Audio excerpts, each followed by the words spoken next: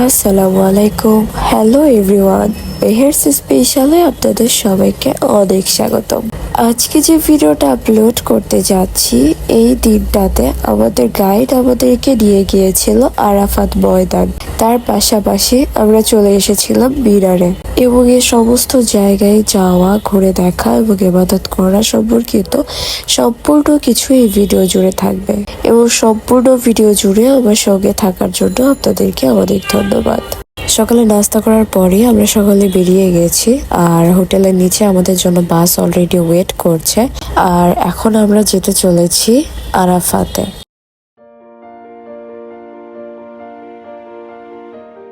হজের অন্যতম ফরজ এবং গুরুত্বপূর্ণ অংশ হিসেবে হাজিরা আরাফাত ময়দানে অবস্থান করেন। পবিত্র মক্কা নগরী থেকে 14 কিলোমিটার পূর্বে জাবালে রহমতের পাদদেশে ঐতিহাসিক আরাফাত ময়দানের অবস্থান। আর এই ময়দানের 3 দিকেই পাহাড় এবং দক্ষিণে রয়েছে মসজিদে নামিরা এবং এই মসজিদে নামিরা থেকে আরাফাতের ময়দানের সীমানা শেষ হয়েছে। হযরত আদম আলাইহিসসালাম এবং হযরত হাওয়া আলাইহিসসালাম জান্নাত থেকে পরস্পর বিচ্ছিন্ন হয়ে পৃথিবীতে আসার পর একে অন্যকে অত্যন্ত ব্যাকুল হয়ে খুঁজতে থাকে। অবশেষে আল্লাহ তাআলার রহমতে তারা আরাফাত ময়দানে এসে মিলিত হন এবং আল্লাহ তাআলার নিকট তাদের ভুলের জন্য ক্ষমা প্রার্থনা করেন এবং তারা উভয়ই আল্লাহ তাআলার কাছে অত্যন্ত পছন্দের ছিলেন বলেই আল্লাহ তাআলা বিশ্ব মুসলিমের জন্য আরাফাতের ময়দানে উপস্থিত হওয়াকে হজের মূল রোপণ হিসেবে কবুল করেন। আরাফাত ময়দানে জোহর এবং আসরের নামাজ একসাথে আদায় করেন হাজিরা। আর এর পূর্বেই লাব্বাইক আল্লাহ ধ্বনিতে মুখরিত হয়ে যায় আরাফাতের ময়দান। সমগ্র মুসলিম তাদের জীবনের সমস্ত পাপ মুছে ফেলতেই এই প্রান্তরে কান্নাকাটি করেন এবং দোয়া প্রার্থনা করেন এবং চোখের অশ্রুতে বুক ভাসান সকল হাজিগণ। উদ্দেশ্য আল্লাহ তাআলা তাদের সকলকে নিষ্পাপ হিসেবে কবুল করবেন, কারণ এই স্থানে ক্ষমা লাভ করেছিলেন আদি পিতামাতা হযরত আদম আলাইহিসসালাম এবং হযরত হাওয়া আলাইহিসসালাম। হজ পালনকারী প্রত্যেক হাজিগণের কাছে একটি গুরুত্বপূর্ণ এবং তাৎপর্যপূর্ণ স্থান হচ্ছে এই আরাফাত ময়দান। এই বিস্তৃত ময়দানটি মক্কা নগরী হতে প্রায় 20 কিলোমিটার দূরত্বে অবস্থিত, অর্থাৎ দক্ষিণ পূর্ব অঞ্চলে অবস্থিত একটি সমতল অঞ্চল। জিলহজ মাসের 9 তারিখে হজ পালনকারীরা মিনা থেকে এই অঞ্চলে এসে অবস্থিত হয়। আরাফা ময়দান সম্পর্কে কিছু প্রসিদ্ধ মতবাদ রয়েছে। আরাফাত সংলগ্ন মসজিদে নামিরার পাশে হযরত ইব্রাহিম আলাইহিসসালামকে হজের নিয়ম শিক্ষা দিয়েছিলেন ফেরেশতা জিবরাইল আলাইহিসসালাম। এরপর ইব্রাহিম আলাইহিসসালামকে জিজ্ঞাসা করা হয়েছিল, হাল আরাফতা, অর্থাৎ আপনি বুঝতে পেরেছেন কিনা? উত্তরে হযরত ইব্রাহিম আলাইহিসসালাম বলেন, হ্যাঁ, আমি বুঝতে পেরেছি। এর ফলশ্রুতিতেই এই স্থানের নামকরণ করা হয় আরাফার ময়দান। তবে এর ভিন্ন মত পোষণ করেও অনেকে বলেন আল্লাহ তাআলা হযরত হাওয়া আলাইহিসসালাম এবং হযরত আদম আলাইহিসসালামকে পৃথিবীর 2টি আলাদা স্থানে অবতরণ করানোর পর প্রায় 350 বছর কান্নাকাটির পর তারা আরাফার ময়দানের এই স্থানে এসে একত্রিত হন এবং মিলিত হন এবং মহান আল্লাহ তাআলা সেখানে তাদের সমস্ত গুনাহ ক্ষমা করে দেন। দীর্ঘ বিচ্ছেদের পর এই মাঠে তাদের পুনর্মিলন ঘটে বলে এই স্থানের নাম আরাফার ময়দান। এর দিক বিচারে আরবি আরাফার শব্দের অর্থ হলো পরিচিত হওয়া। আরাফার ময়দান একসময় উত্তপ্ত বালুময় হলেও এখন অবস্থা পাল্টেছে। এখন সেখানে সবুজ বৃক্ষ আর শীতল ফোয়ারার পানি সব সময় এই অঞ্চলকে ঠান্ডা এবং শীতল করে রাখে। তবে এই মাঠের নির্দিষ্ট কোনো ইবাদত নেই।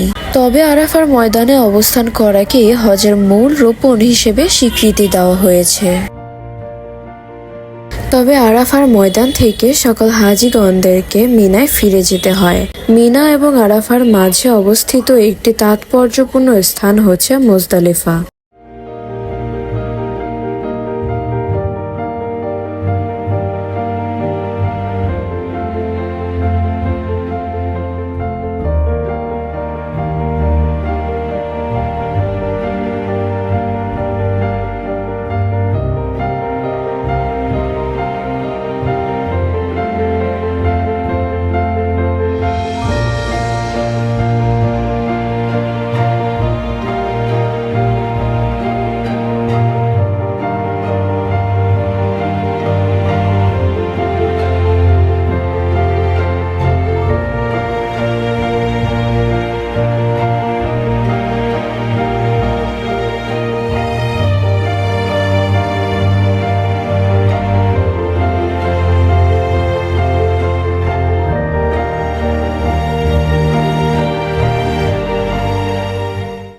অনেকটা পথ অতিক্রম করে অবশেষে আমরা চলে এসেছি আমাদের গন্তব্য।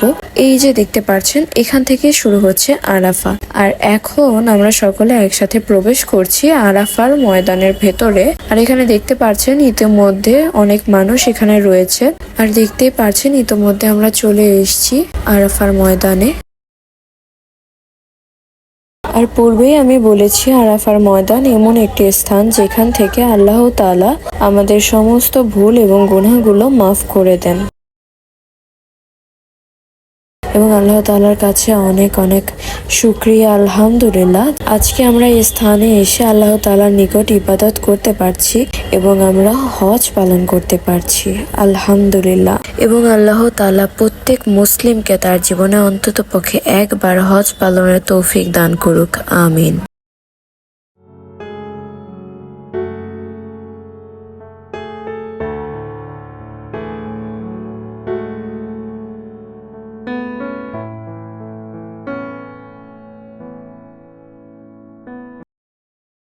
হজের উদ্দেশ্যে যখন আসা হয় তখন মূলত জোহর এবং আসরের নামাজ আরাফার ময়দানে আদায় করতে হয়। তবে যেহেতু আমরা ওমরায় এসেছি তাই আমরা সকাল সকাল চলে এসেছি। আমরা এখানে ইবাদত করে এরপর আমরা মিনায় যাব। এরপর আমরা জোহরের পূর্বে মক্কায় ফিরে যাব, কেননা আমরা জোহরের নামাজ মক্কায় আদায় করব। আরাফার বাইরে আসতেই দেখলাম এখানে 3-4টা আইসক্রিম স্টল রয়েছে। আর যেহেতু এখানে প্রচন্ড গরম তাই এখান থেকে আমরা আইসক্রিম নিয়ে নিলাম।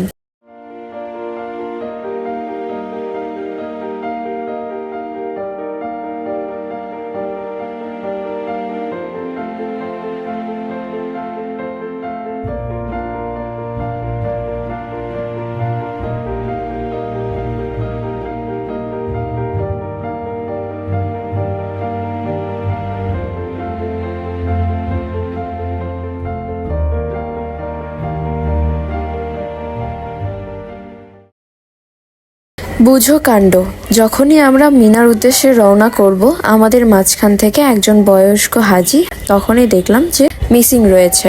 সত্যি কথা বলতে আমরা যখন আরাফার উদ্দেশ্যে সকালবেলা বেরিয়েছিলাম তখন আমরা সমস্ত হাজি একত্রে হলাম, তখন কাউন্ট করতে গিয়ে দেখা গেল একজন বয়স্ক হাজি এখানে মিসিং রয়েছে।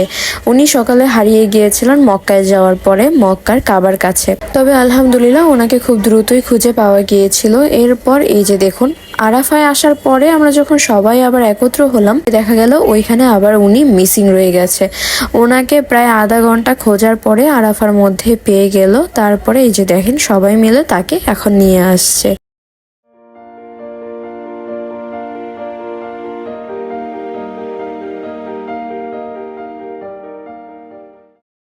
হজে আসার পর কিন্তু আপনারা প্রত্যেকেই জানেন এটা হচ্ছে বিশ্ব মুসলিমদের একত্র হওয়ার জায়গা। আর এখানে প্রচুর পরিমাণে মানুষ থাকবে, এটাই স্বাভাবিক। সেক্ষেত্রে নিজেদের আত্মীয় স্বজন, নিজেদের পরিবার এবং নিজেদের কাছের মানুষকে নিজেদের খেয়ালের মধ্যে রাখাটা কিন্তু নিজেদেরই দায়িত্ব। তাই এই বিষয়গুলো না সতর্ক হওয়াটা খুবই প্রয়োজন। যাই হোক, আমরা এখন রওনা করেছি মিনার উদ্দেশ্যে।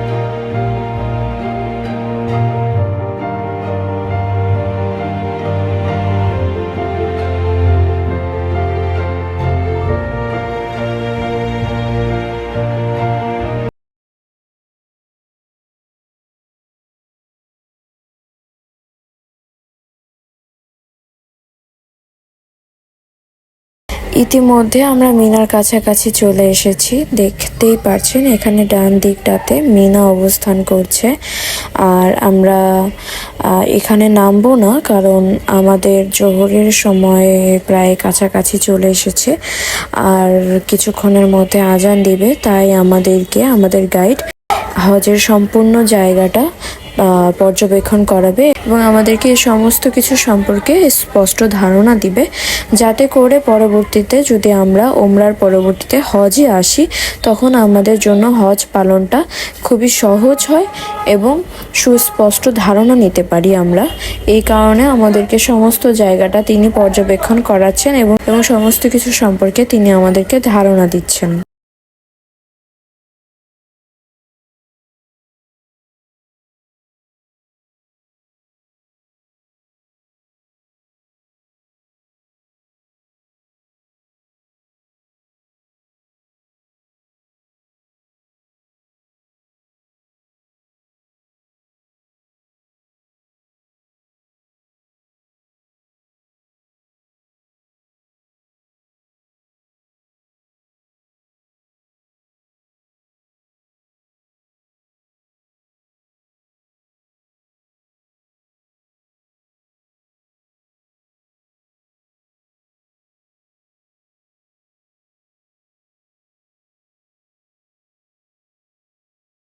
সামনে হাতের বামে যে পাহাড়টা শুরু হয়েছে, এটার প্রথমে আছে দেখেন পাহাড়ের উপরে ছোট একটা মসজিদের মতো দেখা যাচ্ছে। সবাই দেখেন দেখা যাচ্ছে একটা জায়গা আছে স্যার, গম্বুজের মতো দেখা যায়। এখানে ইসমাইল আলাইহিস সালামকে জবাই করছিল হযরত ইব্রাহিম আলাইহিস সালাম। হ্যাঁ, ওখানে দেখেন একটা ছোট গর্ত আছে। এখানে হযরত ইব্রাহিম আলাইহিস সালাম হযরত ইসমাইল আলাইহিস সালামকে জবাই করার সময় হয়েছে।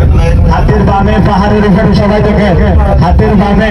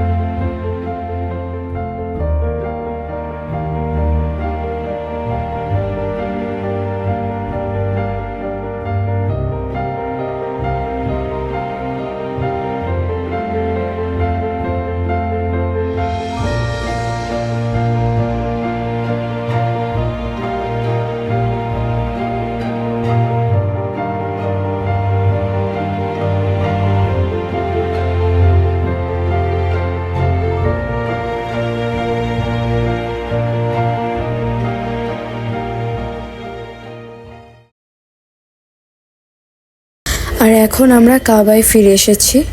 আর সম্পূর্ণটা ভিডিও জুড়ে আমার সঙ্গে থাকার জন্য আপনাদেরকে অনেক ধন্যবাদ। আশা করি পরের ভিডিওতে আবার দেখা হবে ইনশাআল্লাহ। ততক্ষণ অবধি ভালো থাকবেন। আল্লাহ হাফেজ। আসসালামু আলাইকুম।